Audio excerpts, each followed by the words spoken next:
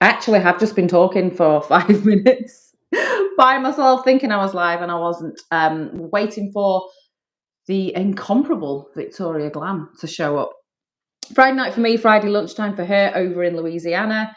And today we are going to be answering your PMU questions. So, bit of a reminder. Oh, here she is.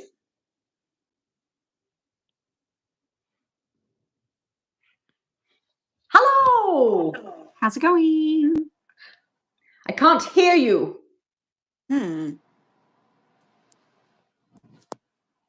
How about now? Nope, can't hear you. Unless it's my volume that's not on. How about now? Try again. Now? What the fuck? No. You can hear me right though? Yep. You can hear me okay, can't you? Yeah, can you hear me now? You're frozen as well, Vic. Maybe How about now? Yeah, I can't hear you though. It says that my mic is working. No, it's me. Ah, It was me. It was me I was in all all my along. settings. Yeah, you're like, what? Sorry for doing that to you. It was me. I had a microphone plugged in, so I couldn't hear you out of the speaker. So I was just saying that we had hello, bold and trendy, Denny Ray. I was just saying that we had a Facebook group that I started originally off the back of this YouTube channel because there were so many people contacting me for advice, for help, and it felt like a really nice place to start to build a community where people could trust the advice. And then as it grew, it took on a life of its own, and actually it became a place where I didn't feel that people were getting good advice, nor were they getting good community, which is why we've decided to take, a different approach and actually answer people's questions live. Yeah, I think that this is a much more direct way to be interactive with people who have real questions.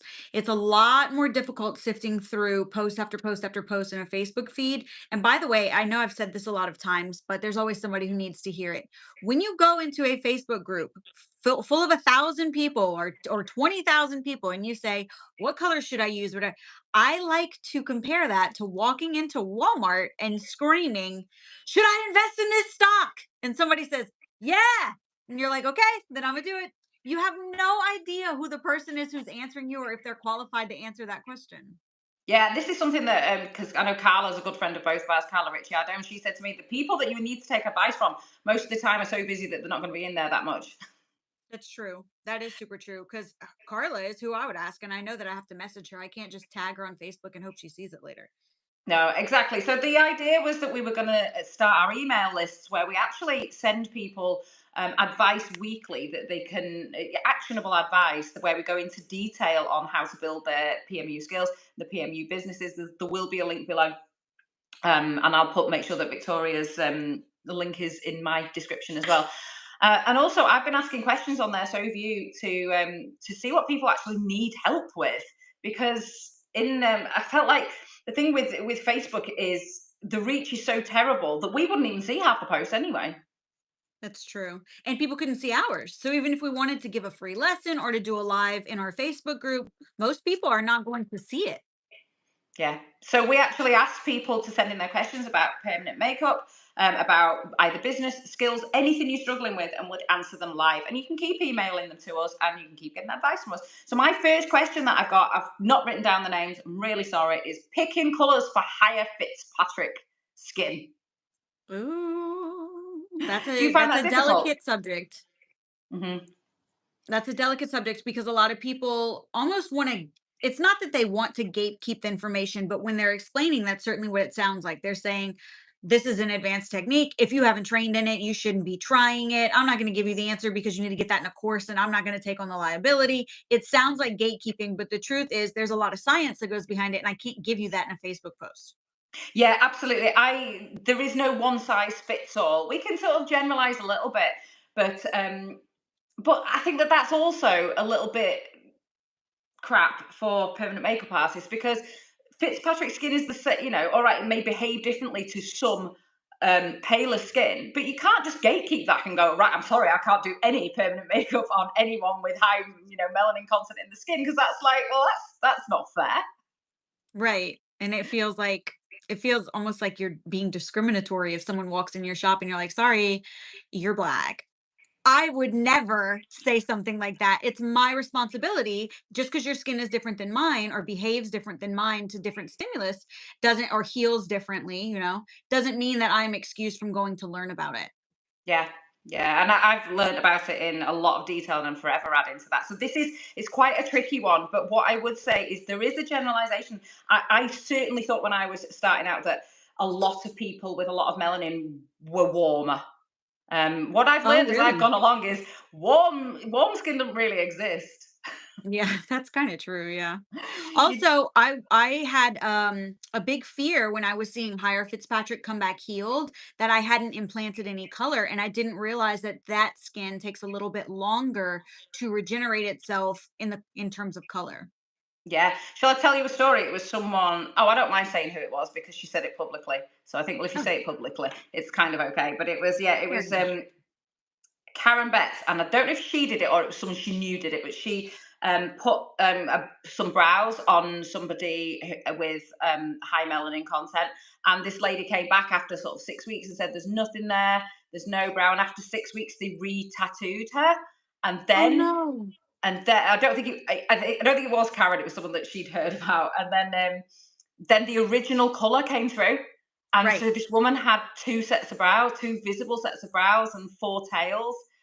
So absolutely, it's definitely with high melanin content in your skin, you need to leave it longer to heal because the results can take so much longer to show. And that's the same for lips, brows, and Yeah. also um, aggravating the skin. If you think of any skin, so if you pick a spot or scratch yourself, I've actually gouged my own forehead last night accidentally. Gouged myself. How long would that take on your skin to go back to normal if you picked a spot? 5 to 7 days. Really, mine's months. Really? Months, yeah, months. If I pick a spot before If it's I leave it invisible. alone. Oh no, if you pick it, then I'm talking months before it's completely invisible, and it's kind of the same thing with when you sort of aggravate the melanin, it makes it darker. So that's why people can have that Right. healing thing where they go, "Oh my god, it's made everything darker," especially lips as well. Yeah. So it's definitely something that it is more advanced if you've not had that in your basic training. But I would just say that basically as well that most people are cooler and they're going to pull cooler if they in the brows they're going to pull grayer, so you will need to modify more, Oh, especially if yeah. you go for the organics. When I first got started, I was confusing like a ruddy skin complexion, like lots of broken capillaries at the surface of the skin. I was confusing that for warmth in the skin. And of course, it's dramatically the other way around. It's like the coolest skin you'll work Yeah. on. So it was helpful to find someone who could explain that to me because when I first got started in permanent makeup, my original class was very basic, very generic, and like no hate to that educator. I love her. Her name's Lisa. She's great.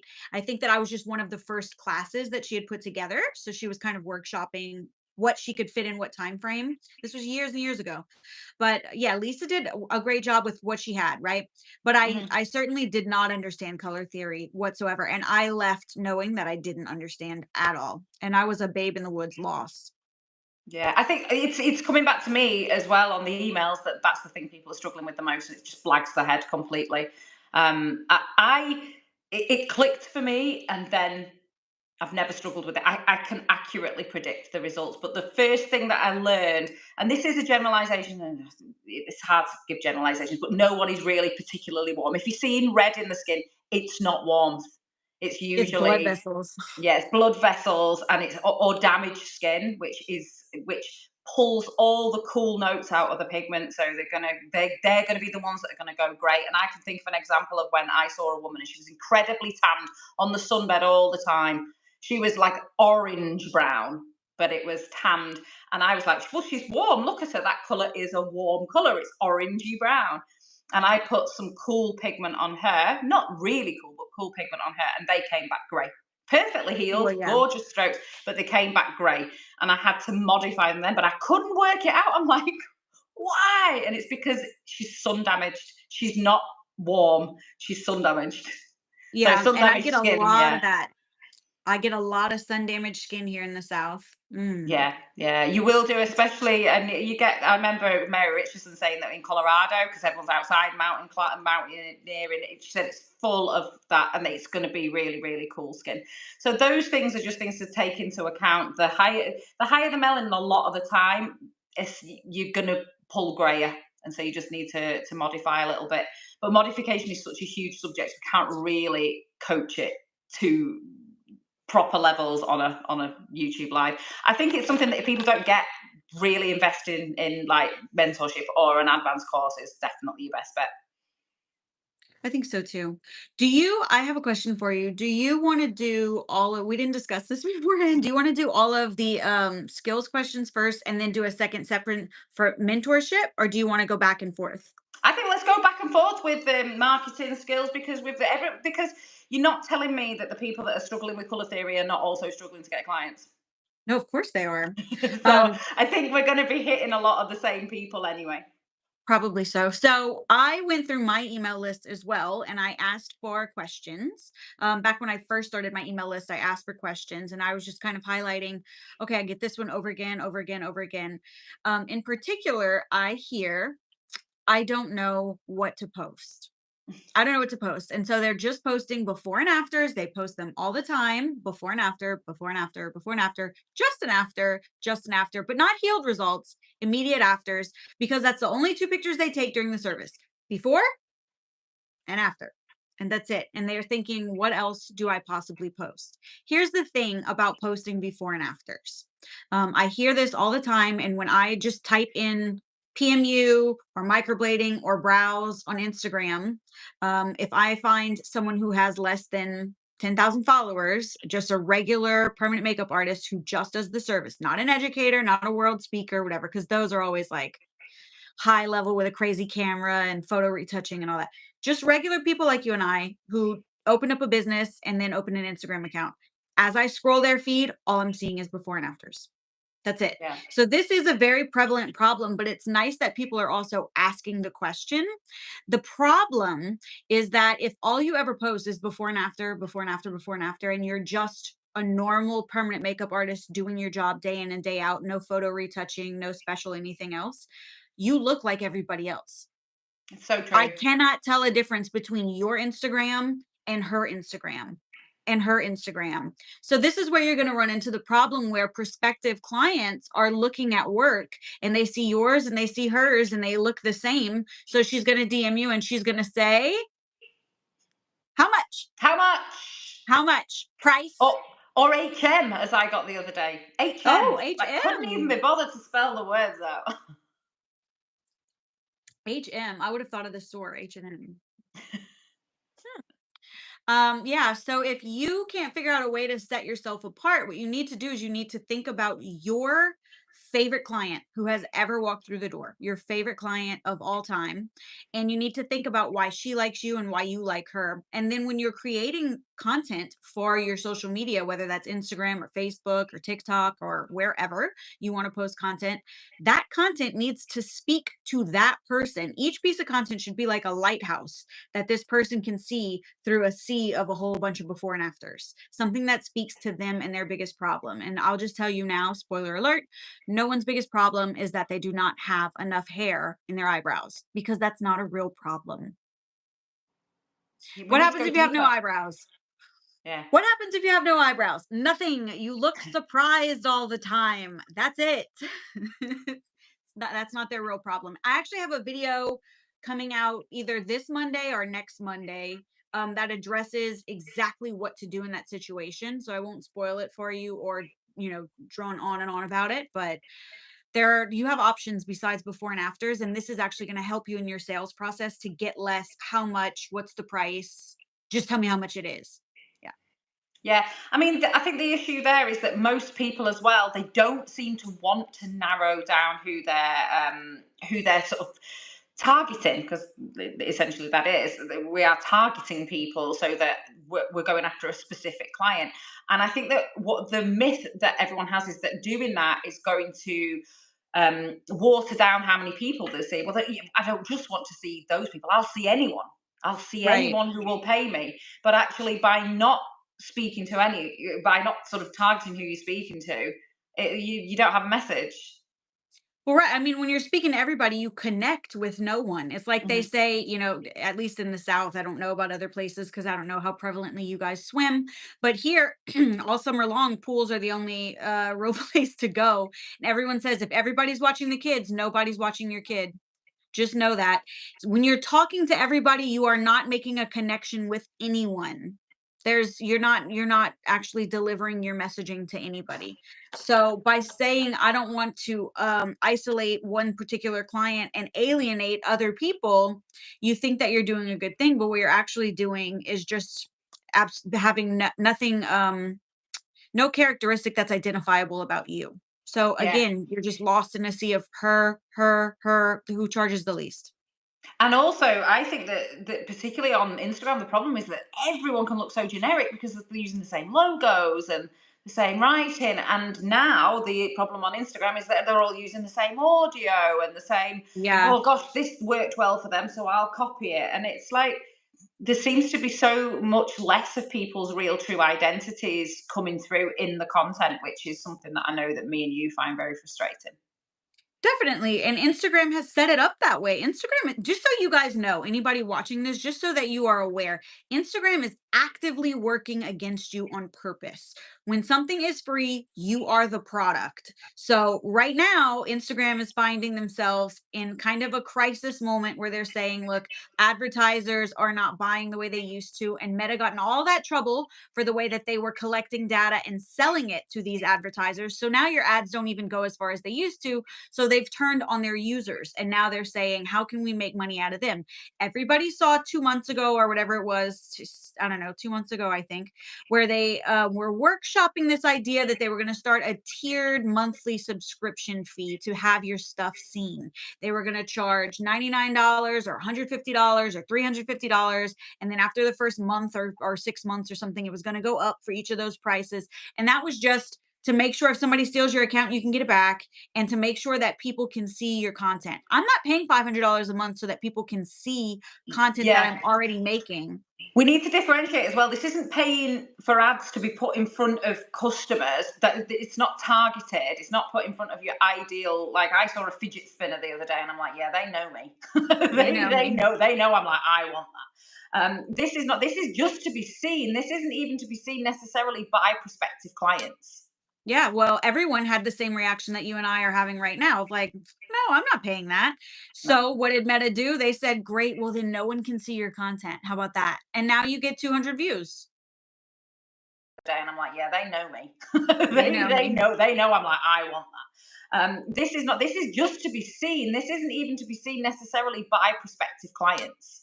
Yeah, well, everyone had the same reaction that you and I are having right now of like, no, I'm not paying that. No. So what did Meta do? They said, great, well, then no one can see your content. How about that? And now you get 200 views.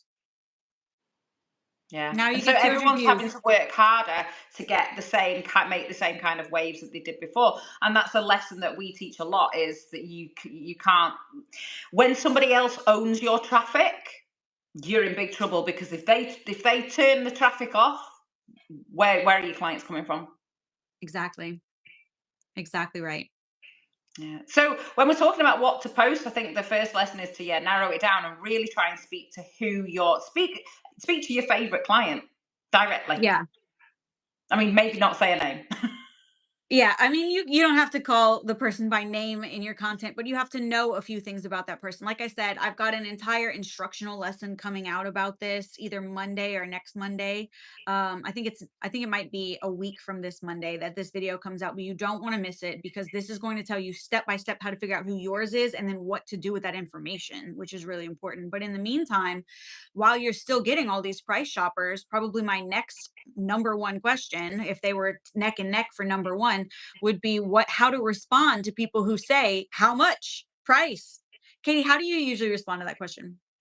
To be honest, I don't respond that well to it because I'm so targeted with who I speak to. That usually comes from. I mean, there's different. We're going into different kinds of traffic now, aren't we? Like your Right. earned traffic, your paid traffic, and the different traffic. So generally, I'll get how much from ads. because that's what we call colder traffic. They've not been nurtured Same. by me. They've not seen my content for a while. They've not got used to me. It's not spoken directly to them because that they've been left out of that process. So that's usually my colder traffic. And to be honest, for me, it's a way of weeding people out that I'm not that bothered about spending my time on. Like, Yeah. they're generally not going, because if their only concern is price, they're not going to come to me. That's true, and honestly, I'm in no race to the bottom here. I don't want to justify my price. I don't want to lower my price. I'm not going to run a sale, and that's what everybody who's gonna run a paid ad for you wants to do. First thing they're gonna do is they're gonna say, "Okay, so we're gonna take $50 off or $100 off. We're gonna call it a special. We're gonna say it's a limited time only offer," and then they use the same copy that they use on 1,400 other marketing, clients of theirs, all in the same industry, maybe even in your town, some of them, and they're going to slap that on the bottom of a basic before and after photo, and they're going to run it for $100 a day on Meta. And everybody who responds is going to say, "How much? How much? Hmm. What do you charge? How much is this? Yeah. Well, why you charge that much? Somebody else charges less." Like, meh. If I were starting my permanent makeup career all over and I had no real nurturing content and I were a brand new baby artist who could only post before and afters or pictures of me practicing or pictures of me holding a certificate, and I was still getting that question pretty often, the first thing I would do is start making tons of educational content, because when you are the educator, you are the authority, and you're far less likely to be price shopped because people see your value right away. The second thing that I would do is I would answer that question in this way. And if you want to watch this live again and slow me down to 0.5x or something so that you can transcribe every single word, go for it. You can use this word for word. Are you ready? How much? Hey, that's a great question. I would actually love to answer that for you, but I have a couple of questions first to be able to figure out an accurate price point for you. Have you ever had your brows done before? What's your biggest complaint about your brows? What are you looking to change about your brows? Can you send me a picture of your full face in natural lighting with no filter and no makeup so I can see the area? That'll help me to better assess which modalities you are a candidate for, and then I can get you pricing. And if they cannot figure that out because they give you the old boomer selfie, which is one of these, Yeah, we do get those. then you say, I actually think that it would be more helpful and more beneficial for both of us to have a really clear idea on what it is that you're needing and what your expectations are and what results could be if you could come in for a completely free consultation. And I don't charge for consultations, I simply put them during someone's numbing time. So Hmm. you can come in for 10 or 15 minutes, and while some my client right now is numbing, so I lose nothing out of this. Either you show up or you don't show up, and if you do, maybe I make a sale. And I'm going to look at your skin. I'm going to actually map out your brows. I'll fill one in and then give you the mirror so you can see what your brow naturally looks like and what it looks like filled in. And I'll talk to you about what's available to you. You're not a microblading candidate, but maybe you can have nano brows, et cetera, et cetera. So it's a way of nurturing that client and taking them step by step through the process, even though you weren't able to do that on your social media. I hope that helps. Rewind it if you need to. Yeah, I mean, I will ask those questions for how much. I have saved questions in, for that's another thing that I would do is have saved responses. Yeah. Particularly if you run in any kind of ads, I have saved responses because it just cuts down time, because you're going to have to weed through with cold traffic.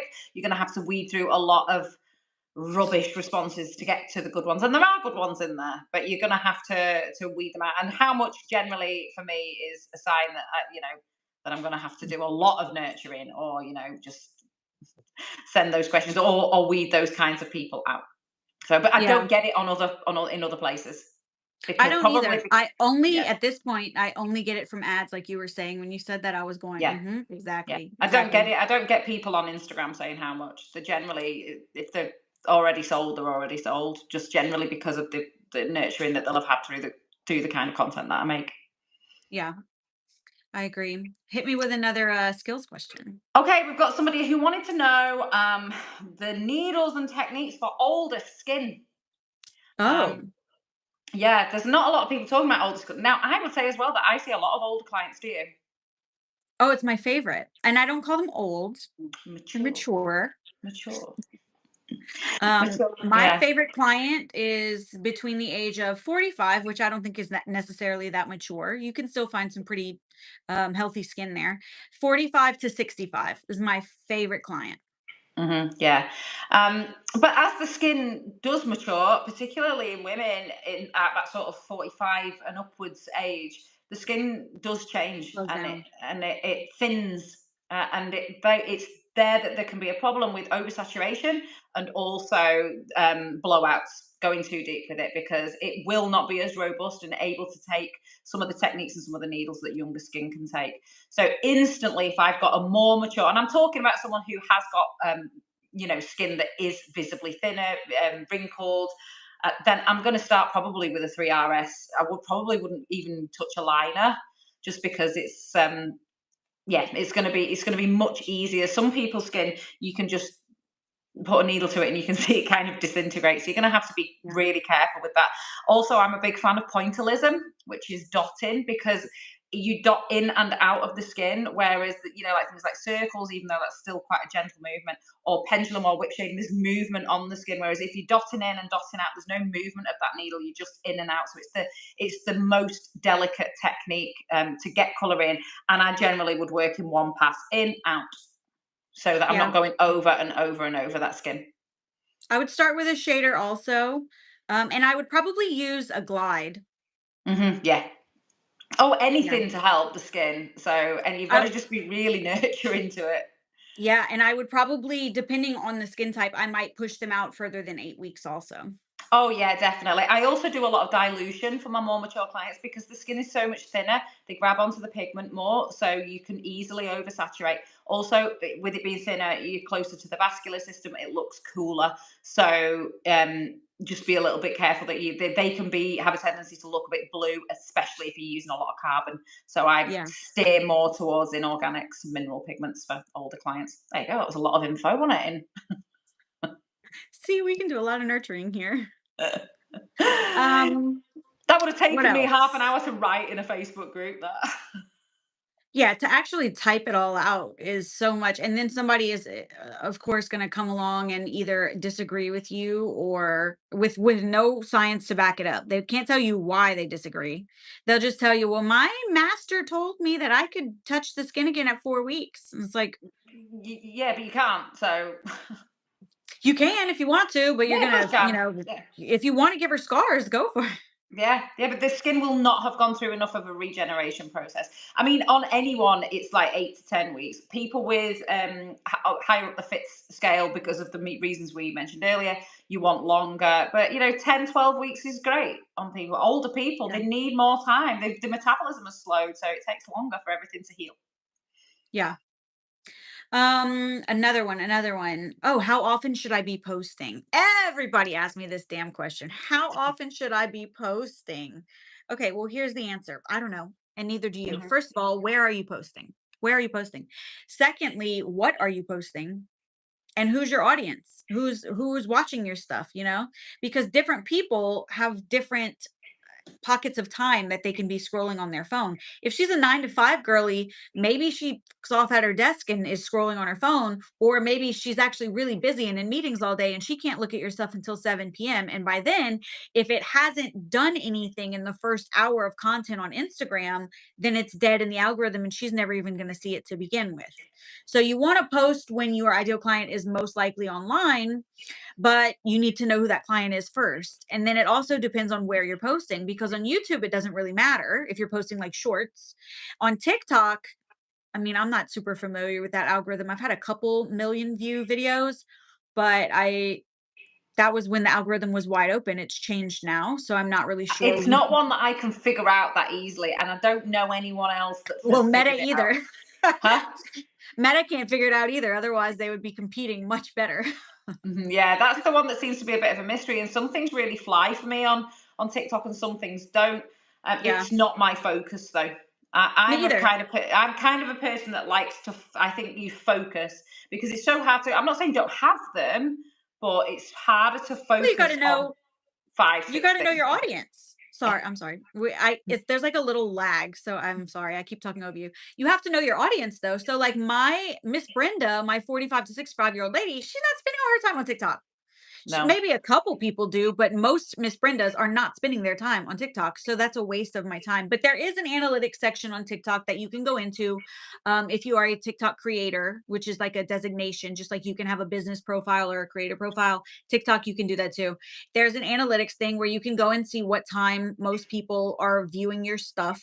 And maybe you could try and play around with that and target it. Instagram has the same thing. They have analytics you can go and look at as a creator and see what time your audience is usually online. It's not super helpful. It's big blocks that are almost exactly the same on different days of the week. So it's like, okay, I should just take a guess, I guess. Yeah. But YouTube just playing analytics around are with the it. best. Oh, I love my They really YouTube analytics. I'm a hopeless addict. I had to stop. We were made, weren't we, to stop? yeah. Oh, I did not like that. Listen, I'm always down for a challenge. I don't often turn down bets or challenges or dares, but that one was one that I was like, you know what? I even told Shay, she was like, "Oh, are you back on the internet? Are you back?" And I said, "Listen, Katie begged, she pled our case and she was like, "Look, we've got to get back we've got to get back to the things that we love." And I said, I think we made our point and we're ready to kind of get back in the swing of things. And also, a lot of my friends exist only in my pocket. You are, I don't know how many thousands of miles away or hundreds of miles away, 1,000 miles away. I Thousands don't for know, sure. Yeah, a few thousands of thousand. miles.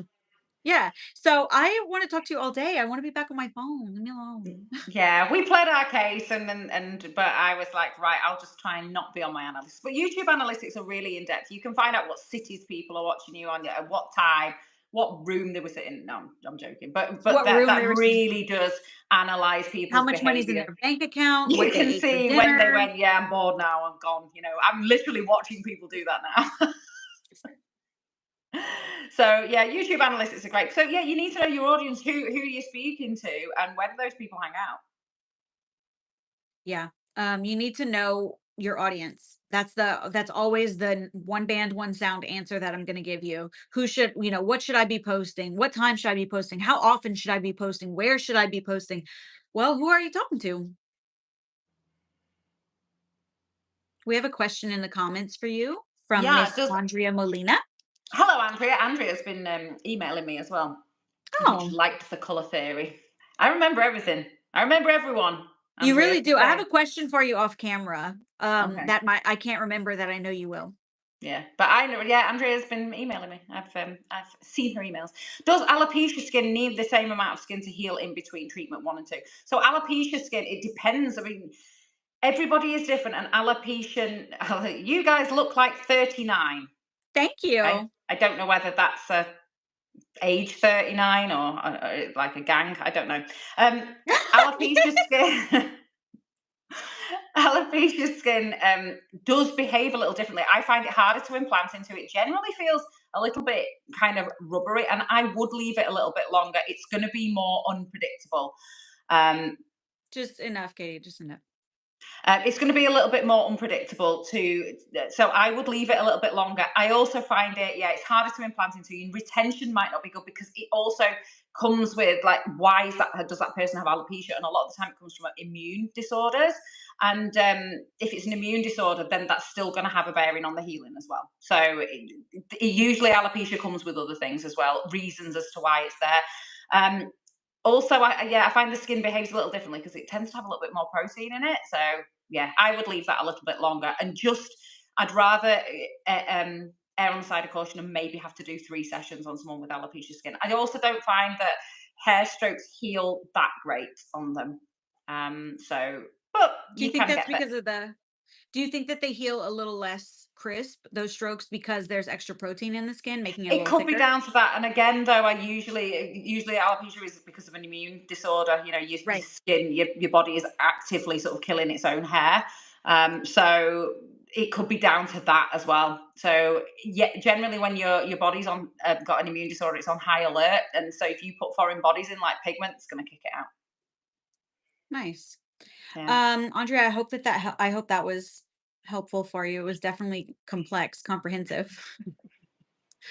Another one that I had was, can you check my people say like, can you check my prices out, or are my prices set right, that kind of thing. But essentially it comes down to, I set my prices based on what other people in town decided to price themselves as.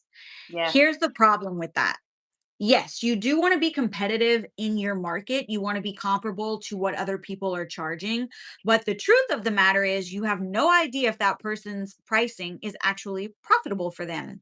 And I would actually place $5 to say that I bet that person doesn't know if they're profitable either. So, Yeah. to know if you are priced correctly, you first have to know your own numbers. So, you need to know what your overhead is, and you need to know what all of your non negotiables are, things that you will have to pay for. So, there are hard overhead, like your mortgage or your rent. Then there's things that ebb and flow every month, like the electricity bill or utility bill is going to be a little different every month. But overall, you need to be able to put all of that, your insurance on the building, insurance on liability, all of the stuff that goes on your tray. So your kind of soft expenses like gauze, cotton rounds, even down to pigments and numbings, all of that stuff, you need to know what it costs you to provide the service. And then from there, you also need to factor in your own pay.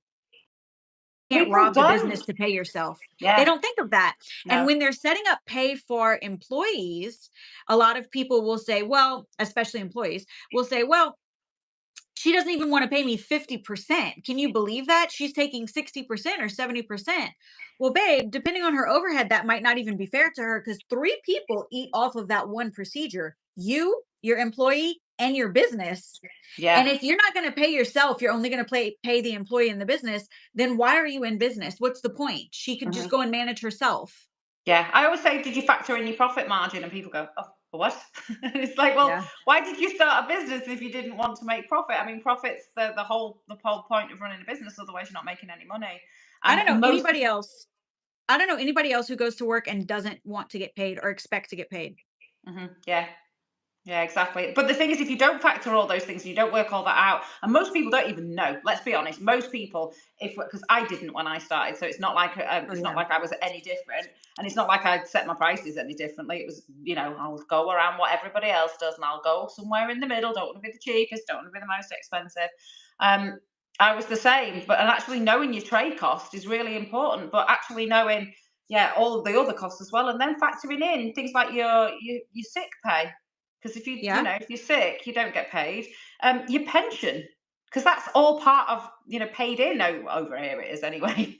People earn pensions through working. Well, self-employed people don't. So you've got to factor all those things in them, and most people have never even given that a single thought. Yeah, most people have never given it a thought, and when they do, when they're confronted with it, like, okay, well, what do your numbers look like? What's your overhead look like? How much do you owe every month to keep the business solvent? They're intimidated, and Hmm. they shut the conversation down, and they plug their ears, and they try not to think about it. Yeah, yeah, but also I think that a lot of people are frightened of being too expensive because they're thinking, well, if I can't get clients, we've had it, we mentor people and we'll talk to them about the prices and saying you should be charging more because you're not profitable at this level. But it's a fear that people won't pay it, and actually, the higher you put your prices, and if you're marketing yourself properly, you actually get a better standard of client as well. You sure do. I was just thinking that. I was just sitting here thinking, like, yeah, but all those problems exist on the lower tier. Once you are mid tier or high tier for high ticket sales, you get a different set of problems. But in general, the kind of naggy problems go away. Yeah, yeah. I would say that Yeah. it's the ones that the people that are the lowest prices that will give you the highest headaches. And the reason for that, or one huge reason for that, is because people who can't actually afford the service, because it is a luxury service, people Hmm. who cannot actually afford the service will see the low ticket price and they'll think to themselves, I could make that work. And this becomes a stretch for them. They're really stretching their budget. And so they have all these hopes and dreams and all these ideas, which might not be necessarily set in reality. Like, I'm not planting brows on your face. It's not going to be 3D brow hair, It's not going to replicate makeup. It's underneath the skin. But it's not like they've been shopping this a long time. They just saw a sale price and said, I'm going for it.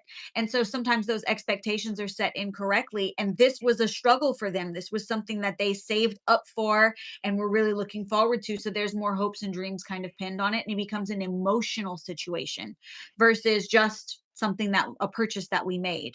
And I think that when somebody has the money to spend really comfortably and they say, oh, $600, yeah, sure, here you go, and here's $100 tip. They were listening when you were getting them expectations because they Mhm. weren't making an emotional purchase. They were listening.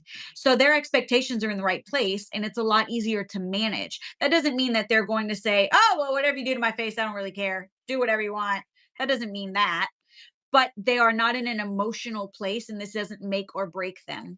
So it's Yeah. easier to manage those expectations. Yeah, agreed. And also, I think that you attract those kind of clients generally through the content that you've been putting out. So you'll have Oh, nurtured them absolutely. through being an expert anyway. So you tend to attract a different kind of client. But I think a lot of people are scared of putting the prices up when they shouldn't Oh, be. for sure. For sure. Yeah. And it's I can see how that happens too because you kind of get stuck in a hamster wheel, right? Like all of your clients are telling you they really can't afford this or it's so expensive. And so you're thinking to yourself, if I put my prices up more, no one's going to pay it. And Hmm. actually, you're just looking at a different price tier. That's it. Yeah. Yeah. There And are if you people think in the about other that, price tier. You just that's the haven't met same them yet. with clothing, Yeah. handbags, food. I like the top tier food. What can I say? Girl, you guys don't even know. Okay, you don't even know. I can't afford to go out to eat with Katie. And by the way, I don't know why they do this. I don't know why, but the most expensive restaurants give you the smallest of like this was the size of her dessert the other day. It This was was not. The it. dessert was quite big, actually. Thank you very much. The dessert was big. We shared it. Alice and I shared that. You But Oh, okay. Don't that doesn't help your case because Alice can't eat more than a teaspoon at a time. it was great. But yeah, but I see the value in that. Other people wouldn't, and that's fine. But I do. That's my thing. And Oh, other I see the people. value. Yeah, but so other people might want designer clothes, or so you're going to find it is just a different tier where people will see the value in it. So, and as long as you are attracting that kind of client, then that's great. That was one of the first pieces of verbiage I learned to throw in when I was having those conversations with paid ads. So people who don't know me and don't know the value of the service that I'm giving, so they're just price shopping me. How much, how much, how much, how much. As I'm having these conversations, sometimes inevitably people will tell me, well, I just want to I don't want to waste our time. So just give me a ballpark price so I can know if I'm even in the neighborhood before we go through all of this answering questions or doing a consultation. So that tells me that you can't afford it and that's okay. But I'll go ahead and just tell you, it could be anywhere from $275 because if it's just an annual refresh, that's what I charge, up to $1,000. It really depends. And they say, well, that's too much money. That's so expensive. And I say, I totally understand. And I appreciate you being honest with me. And I know that this might not be in your budget right now, but I don't want to tell them I know you're broke. So I say, I know this might not be in your budget right now. A lot of times, everybody has different priorities. A lot of times you need to place a priority on something else right now. And if that's what you need to do, I'll be here when you're ready. And if not, I wish you best of luck finding somebody else who fits into the allotment you have in your budget for beauty services. That is a really nice way of saying you can't afford me and I get it. And I'm also not going to shame you for not being able to afford me. I think I've seen some other people do that on Facebook just a handful of times that it wasn't so delicate. Yeah. If you're broke, just say that. Yeah, no, that's just rude, and and some people It really do is. just want to find out a price because some people are charging £150. And So let me just say this on behalf of our broke Bethanies out there. You didn't have $275 to come and get your brows done. You didn't have it. You knew you didn't have it. And you still were interested in me and were interested in finding a way to make it work. So you wanted to know my pricing and you were interested in asking me questions about my service. And that was a bigger deal for you to try and put that money together than for somebody who says, oh, 600, sure, here's my card. So mhm. I want to say thank you for that. And just because I don't fit in your budget right now doesn't mean I'm not happy to accept you in the shop later when it is something that you can treat yourself to. So thank you for even attempting to trust me with your face because that's a big deal. Yeah, absolutely. And also, we've all been in a position where, I mean, gosh, I remember COVID when I didn't work for nearly a year, where I couldn't afford a new mascara, let alone eyebrows. So Yeah. we've all been through that. You know, I couldn't get my eyebrows done then. So, you know, we've I all think been. any entrepreneur has ups and downs and days when they're crying, saying, "I haven't been paid in so long." So I feel it. I get it. Yeah, completely. Well, I think I no, there's somebody that wanted to know how to pick colours for ombre and lips, but again, that's probably too big a subject to, you know, picking your pigments. You need to go down into the sort of scientific level of just my advice is always just get to know them, get to know exactly what's in them, because once you know that, you are in control. Because if you know Right. what's in them, you know how that behaves, and you know how that behaves in healed work, you have all the answers. So that's my thing. You do, because you'll look at it and go, I know what that is. Yeah. Because basically they can give them all posh names, but I look at them, see the CI numbers, and I know what it's going to do. I know whether it's going to separate out in time. I know whether all the titanium's going to surface. I know whether it's going to go grey from carbon, because I learned it, and that's something that obviously we can teach you. But that's more in depth. Pigments is such a huge thing, and so is color theory. Yeah. I agree. And I mean, without knowing the person that we're talking about, the client that we're talking about, I could never help you. I couldn't say, like, oh, this is the perfect color for ombre, because I have no idea what their skin is, what their hair color is, what their undertones are. What needle you're using. Yeah, and that's the thing I feel really bad by, because I can't give you at all a one size fits all, but because there isn't one. Right. Because there Exactly. isn't one. You need to understand skin types, color theory, how different skin reacts with different kinds of pigments. There is more coming out on my email list on that, on pigments modification. There's all sorts coming out, so there will be more info on that. But there isn't a one size fits all. I wish there was, but there isn't. And if you do There a one size fits all approach, you're gonna get terrible results. there is not a one size fits all approach, but there will be a boot camp. There absolutely will. And I think that we're going to focus on the questions that we get the most. And I think that pigments and color theory is the one that there's thousands of people that downloaded my color theory freebie. So that's what people need It's help big. on. So that's probably going to be something that we'll address in the boot camp. Yeah. My last question that I get a whole lot, and it's not in these words, but if I were to summarize it based across, the 10 to 15 people who have asked this same question in different ways, is always, I don't know how to get people from liking a post to now on my books and through the door.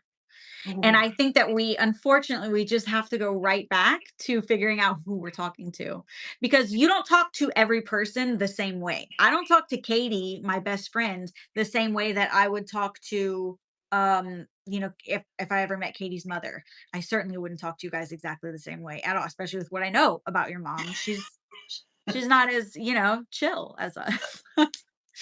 So, whereas I might say, like, "Katie, what's up, bitch?" Which I would never say, but if I were, it's the same general sentiment. I would certainly not say that if your mom walked into the room. Instead, I would say, "What's your mom's name? I forgot. Let's call her Virginia." Bobby. Oh, Bobby. Okay. I didn't know if you wanted to out your mom's name. Hi, Miss Bobby. It's so nice to meet you. And I love everything. Your daughter Katie has told me so much about you. I just absolutely love your daughter. You did an amazing job raising her. Like, I'm a little ass kissing, but it's also true. And it's certainly from a place and a tone of respect and a little bit more formal versus the way that you speak with your friend. So the way that you're talking to prospects is going to be different depending on who that prospect is. If you show up as yourself and you're very casual and use casual tone and slang words and pop culture, and you are talking to people who are 35 to, I don't know, 25, somewhere in that younger category, then you're not going to speak prim and proper and use, eh, punctuation. Teacher speak. Yeah, teachers speak complex language. Complex language.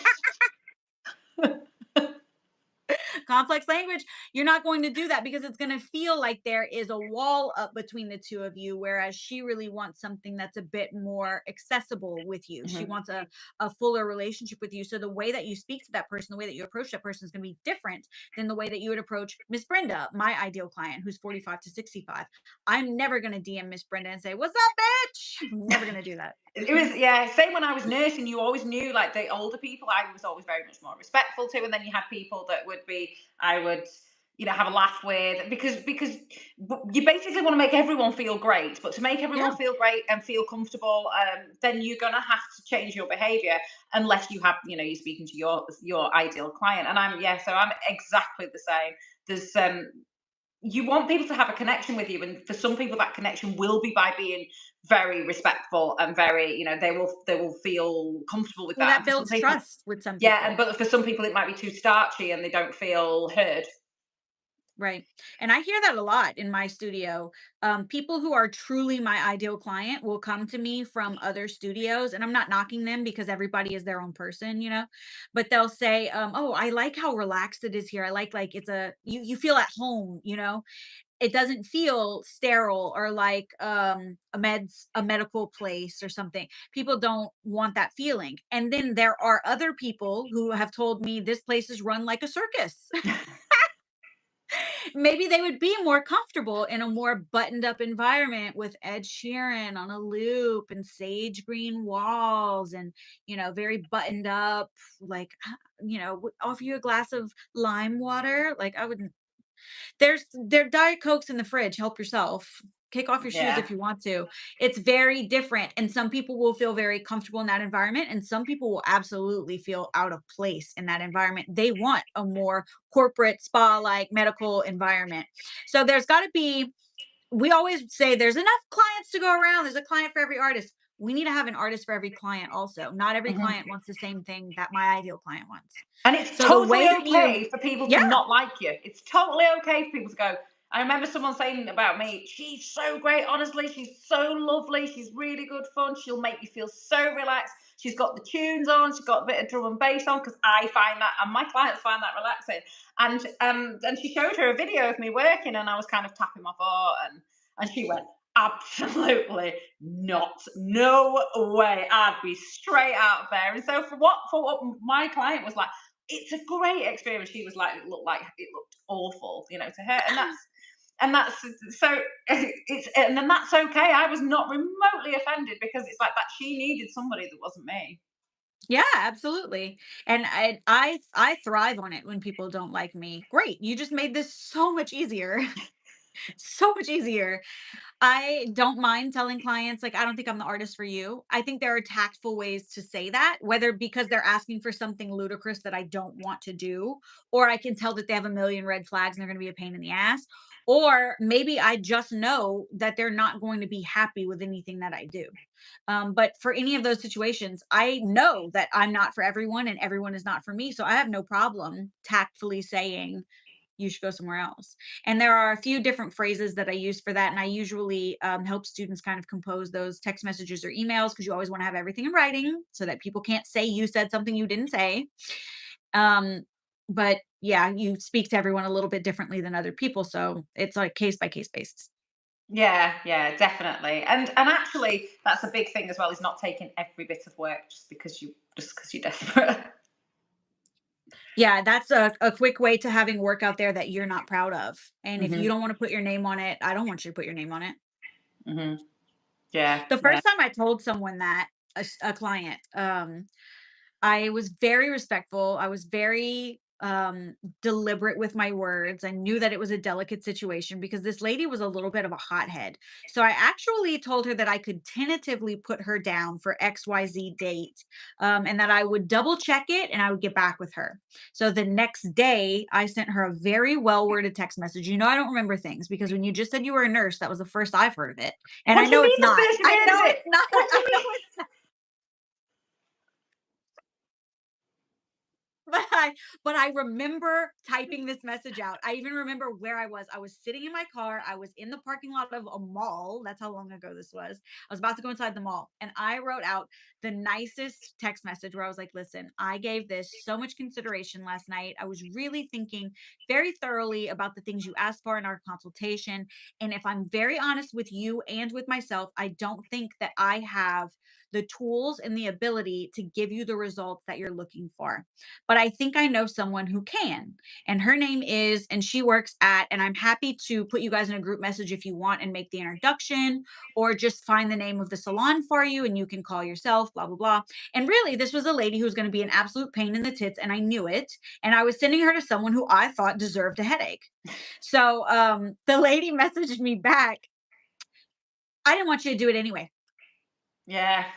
Good. And then about 2 Good months call. later, after she had someone do her brows, about 2 months later, she messaged me and said, "Hey, I think we got off on the wrong foot. I really want you to fix my brows. I don't like them." I knew you weren't going to like them because nothing anyone does would you like. But you're her problem, not my problem. And bye. Yeah. You just gotta. But if you were to read that text back, if she showed that to anybody, she could never say that I was ugly to her or out of turn in any way. Yeah. But definitely you made the right call. And I always think Oh, don't ignore your gut.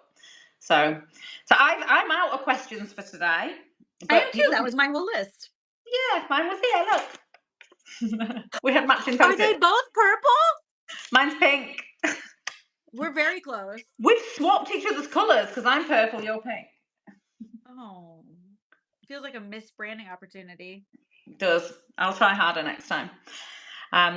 So yeah, thank you everyone for joining us. But remember, we are sending out weekly advice independently as well, so that you'll have more skills-based advice from me Yes, and from and you'll and from definitely Vic. get some branding and some business, and you can always write my emails back. I wonder sometimes if people realize that. Like some people do. I get DMs and stuff, but I wonder if people think that this is just a mass email that I send out to thousands of people, and that if they emailed me back, it would go to a dead inbox. It doesn't. It I comes drew to your my emails inbox. back. I Yeah, drew your emails back all the time. That's why I knew. I'm like, yeah. oh, we've been chatting. Yeah, and I always enjoy engagement to know that I'm not talking to a brick wall. So you can join my email list at victoriaglam.com/free lessons, all one word, free lessons. And every Monday morning, my emails come out and they always have a lesson and usually also have a video to go along with it. So teaching a lesson and explaining something. Yeah, and my email list will be left below, and we'll give you actionable advice that you can start to implement in your own businesses, so that you can actually see some movement in both your skills and your business. If you want further help, if you feel like you're ready to really level up your skills with some actual feedback and mentoring, then you can always book a call to speak to one of us about VIPMU, because we're helping hundreds of artists like yourself level up their skills and business. And Katie, we should definitely do this again. So let's save up some more questions from our email lists and we'll meet right back here. We will. Let's bring tequila next time.